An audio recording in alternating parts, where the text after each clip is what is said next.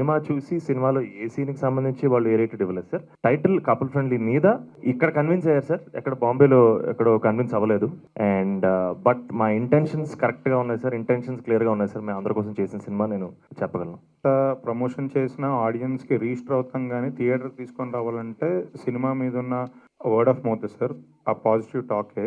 So నేను దానికి బలంగా నమ్ముతున్నాను. అందుకే సినిమాని ఎర్లీగా థర్స్‌డే రోజే చూపిచ్చి ఆ వర్డ్ ఆఫ్ మౌత్ స్ట్రాంగ్‌గా స్ప్రెడ్ అవ్వాలి అని కోరుకుంటున్నాను.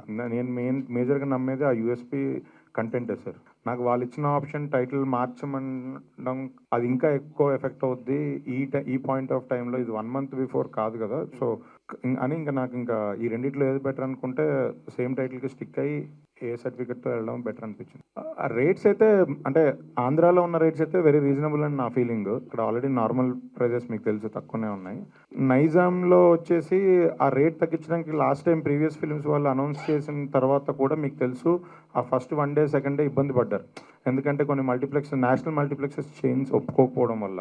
ఎందుకంటే మెజారిటీ పీవీఆర్, ఐనాక్స్, సినిపోలిసే ఉంటాయి. వాళ్ళు మనం అడిగిన రేటు మీరు ₹100 పెట్టండి అంటే వాళ్ళు పెట్టరు సార్. ఎందుకంటే వాళ్ళది రెవెన్యూ షేరింగ్ కదా! వాళ్ళ రెవెన్యూ కూడా తగ్గిపోతుంది.